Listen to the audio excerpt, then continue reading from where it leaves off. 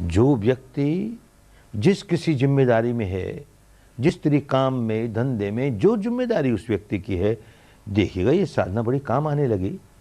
2 घंटा खराब कहाँ हो रहे हैं। एक बात तो बड़ी जल्दी यही समझ में आने लगेगी कि रोज 8 घंटे सोने वाला व्यक्ति सुबह शाम घंटे घंटे विपश्यना करे तो अब 7 घंटे में उसकी नींद पूरी हो जाएगी। 8 घंटे सोने की जरूरत नहीं। जो रोज 7 घंटे सोने वाला 6 घंटे में नींद पूरी हो जाएगी। 6 घंटे सोने वाला 5 घंटे में नींद पूरी हो जाएगी। घंटा भर तो नींद से ही निकल आएगा, आसानी से निकल आएगा। और जागने पर वे कहाँ जागते हैं। यहाँ आलस में पड़े रहे, वहाँ आलस में कितना समय खोते हैं। विपश्ची साधक एक एक क्षण की कीमत जान गया, समय खोएगा नहीं। जागा तो लग गया काम में, अपना समय नहीं बर्बाद करेगा, कितना समय बचेगा। और फिर काम करने की ताकत इतनी बढ़ जाएगी। जो व्यक्ति जो जिम्मेदारी का काम कर रहा है, देखिएगा पहले जिस काम को 8 घंटे में पूरा करता था और थक कर चूर चूर हो जाता था, अब देखिएगा उतना ही काम 7 घंटे में पूरा हो गया, 6 घंटे में पूरा हो गया और बड़ी ताजगी बनी हुई है, कहीं थकान नहीं है। ये सुबह शाम की बैठक का फल। क्यों ऐसा होता है? रोज सुबह शाम विपश्यना करते हैं तो कोई कर्म कांड नहीं पूरा कर रहे, अपने मन को निर्मल करने का काम कर रहे हैं। मन जब निर्मल नहीं होता है तो उलझा रहता है, भीतर जाले रहते हैं। जैसे कोई समस्या आई सामने तो निर्णय नहीं ले पाता, ये करूं कि वो करूं, ये ठीक रहेगा कि वो ठीक रहेगा, और इस तरह से हिचकता हुआ निर्णय करता है तो अक्सर गलत निर्णय करता है।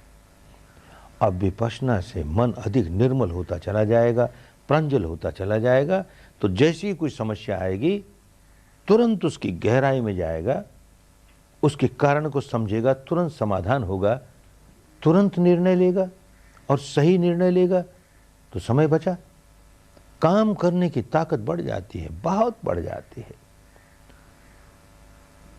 एक बहुत उज्जवल उदाहरण हमारे गुरुदेव सियाजी उबाखिन का। बहुत गरीब घर में जन्मे, माता पिता के पास इतना पैसा नहीं था कि ऊंची पढ़ाई कर सके। मैट्रिक तक की पढ़ाई की, सरकार ने वजीफा दिया, स्कॉलरशिप दिया, लेकिन फिर भी कॉलेज की पढ़ाई नहीं कर सके। जीवन यापन के लिए इधर उधर नौकरी ढूंढते ढूंढते, छोटी मोटी नौकरियां करते करते अकाउंटेंट जनरल की ऑफिस में एक क्लर्क की नौकरी मिल गई। बस यहीं से स्थिर होकर के जीवन यापन का काम शुरू किया। कुछ समय बीतने पर सुना कि नदी के उस पार एक किसान रहता है, सयात्र जी नाम था उसका, और वो विपश्यना सिखाता है, 10 दिन की शिविर लगाता है। जिस व्यक्ति के भीतर किसी भी जन्म का विपश्यना का बीज पड़ा हुआ होगा और वो शब्द सुन ले विपश्यना, रहा नहीं जाएगा। उसके भीतर यूं लगेगा ये तो मेरे लिए ही है, ये तो मुझे करना ही है, ये तो करना ही है। अब वो भीतर से संवेग जागा, धर्म संवेग जागा, मुझे इस 10 दिन के शिविर में जाना ही है। लेकिन जानता था बड़े अफसर जो हैं वो छुट्टी देंगे नहीं 10 दिन की, फिर भी बड़ी हिम्मत करके उनसे कहता हमको 10 दिन की छुट्टी।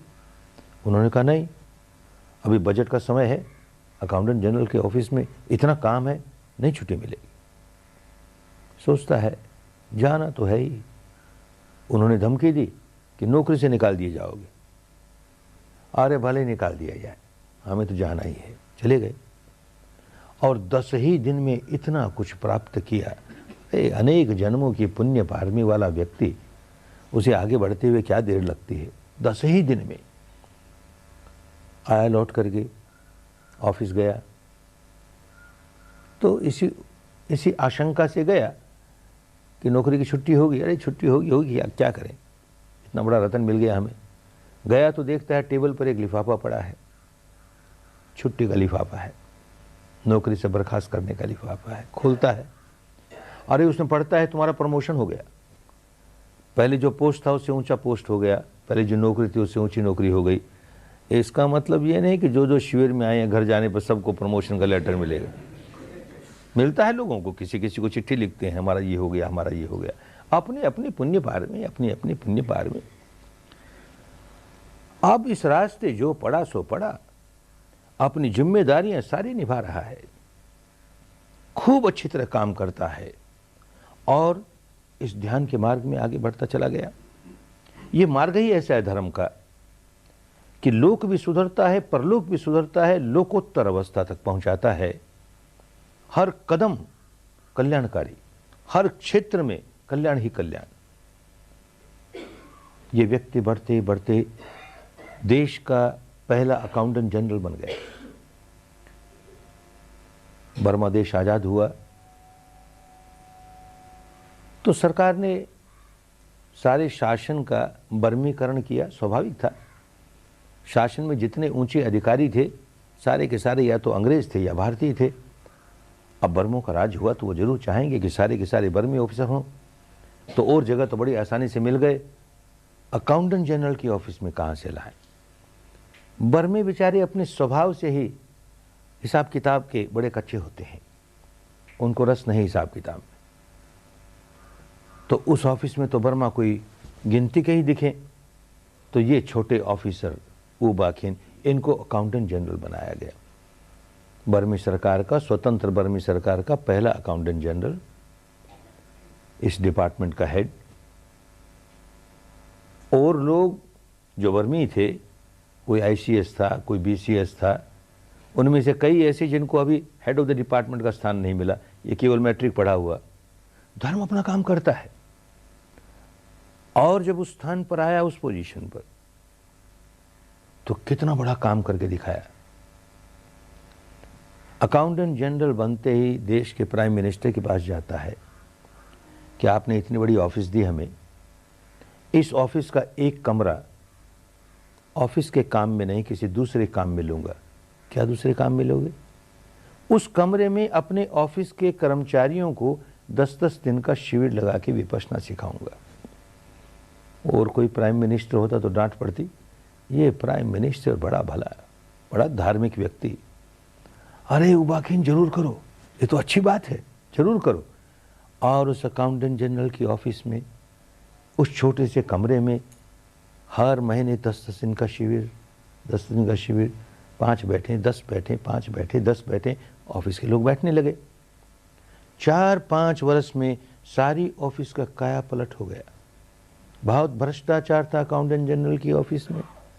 किसी को सरकार से कितने ही जायज़ पैसे क्यों न लेने हों, बिल तो जाएगा एजी ऑफिस से, और एजी ऑफिस वाले तब तक पास नहीं करेंगे जब तक उनका कर नहीं चुक जाए। 1%, 2% कुछ होगा उनका। और फिर सब अकाउंट में बड़े पक्के हैं ना, अकाउंटेंट जनरल से लेके पियोन तक बांट लेंगे आपस में। अब तो अकाउंटेंट जनरल उबाखिन है, ऐसा धर्म पुरुष कैसे होने देगा? तो कुछ तो बहुत कड़ा अनुशासन, बड़े कड़े अनुशासन वाले व्यक्ति थे। ऐसा नियम बनाया कि जिस व्यक्ति के पास कोई आवेदन पत्र आवे 48 घंटे में उसको फैसला लेना पड़ेगा। कोई उलझन है, फैसला नहीं ले सकता, कोई कठिनाई है, मेरे पास लाओ, मैं फैसला लूंगा। मेरे पास भी नहीं लाता, 48 घंटे में फैसला भी नहीं करता, तो नीयत खराब है, निकाल बाहर करेंगे। कुछ लोगों पर कड़ा अनुशासन के मारे एक्शन लिए, पर भाई डंडे के जोर से कोई बदलता नहीं, कोई सुधरता नहीं दुनिया में। सुधार किससे हुआ? ये जो धर्म की गंगा में डुबकी लगनी शुरू हुई, धर्म की गंगा में डुबकी लगनी शुरू हुई, बदलने लगे।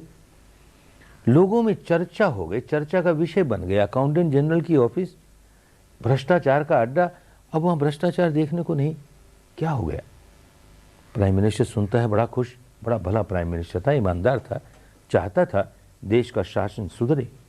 जिस देश का शासन सुधरता है उस देश की प्रजा सुधरने लगती है।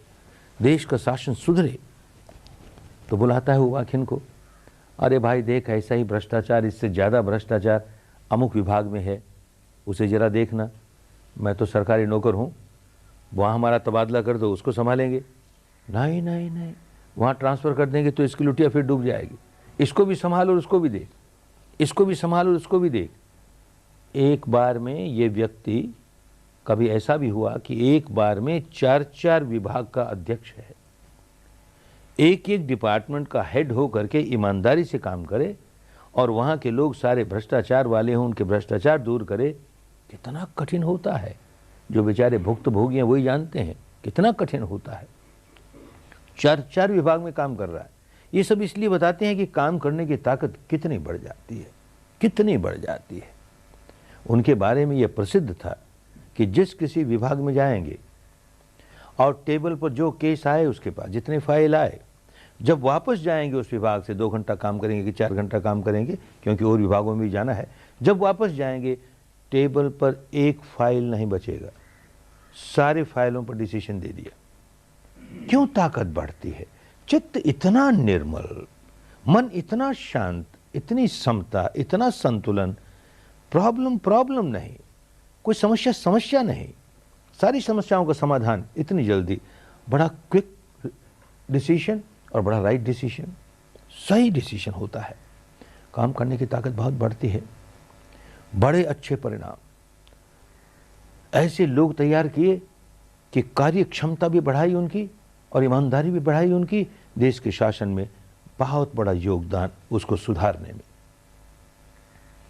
55 वर्ष की उम्र में सरकारी नियमों के अनुसार रिटायर हुए। सरकार कहती है बाबा तुम नहीं रिटायर होना, तुमको तो काम करना ही पड़ेगा, तुम्हारे जैसा आदमी कहाँ मिले हमें, तो 1 साल और एक्सटेंशन, 1 साल और, यूँ 3 साल एक्सटेंशन देने के बाद तो गवर्नमेंट सर्वेंट रूल्स, 3 साल के बाद एक्सटेंशन नहीं, तो सरकार बदलती है रूल्स को। ये रूल सब पर लागू होंगे, ऊबाखिन पर नहीं होंगे, इसको तो काम करना ही पड़ेगा। तो 4 साल, तो 5 साल, तो 7 साल, तो 10 साल, तो 12 साल, 67 वर्ष का बूढ़ा हो गया और किए जा रहा है। भाई नौकरी के लालच में नहीं, गृहस्थ है, नौकरी तो चाहिए ही, नौकरी नहीं लेता ऐसा नहीं है, लेकिन एक मोद होता है कि मेरे इस काम से कितने लोगों का भला हो रहा है। बार बार प्रश्न उठाते हैं लोग कि इस साधना से अनासक्त हो जाएंगे, आसक्ति ही नहीं रहेगी तो हम काम कैसे करेंगे। आसक्ति के मारे तो हम में जोश होता है, हम काम करते हैं, खूब राग जागता है तो काम करते हैं। आप कहते हैं राग निकाल दो, आसक्ति निकाल दो, तो हम तो बिल्कुल निकम्मे हो जाएंगे। अपना परिवार कैसे पालेंगे, अपनी जिम्मेदारी कैसे निभाएंगे, क्योंकि अनासक्त होकर काम करना कभी सीखा ही नहीं, जाना ही नहीं कि अनासक्त होकर भी काम किया जा सकता है। गुजरेगा इसमें से तब जानेगा। जितना आसक्त होकर काम करता है उससे कई गुना ज़्यादा काम करेगा अनासक्त होकर के, बात बदल जाएगी। आसक्त होकर काम करता है तो अहम भाव प्रमुख है मेरे लिए, और जहाँ अहम भाव का जीवन जीता है, आत्म केंद्रित जीवन जीता है, भीतर से बड़ा तनाव आता है। काम तो करता है, इस तनाव के साथ करता है, इस खिंचाव के साथ करता है, इस पीड़ा के साथ करता है। वही काम अब आत्म भाव नहीं है। अरे मेरा भला तो है ही, औरों का भी देख कितना भला, मेरे इस काम से देख औरों का भी कितना भला।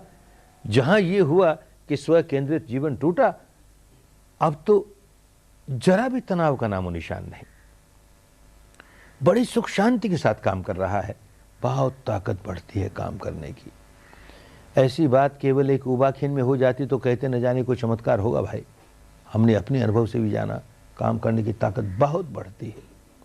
हमने अनेक साधकों की बात भी सुनी, पत्र आते ही रहते हैं, कोई मिलता है तो कहता है कि ये विपश्यना क्या मिल गई, हमारी तो काम करने की ताकत बहुत बढ़ गई, अब देखो हमने अपना काम बढ़ा लिया और उसमें देखो इसका सफलता मिलने लगी। ऐसा होता ही है। लौकिक क्षेत्र में भी लाभ, परलौकिक क्षेत्र में भी लाभ, और लोकोत्तर अवस्था तक पहुंचाने वाला मार्ग धर्म तो हर कदम पर कल्याण करने वाला, मंगल करने वाला।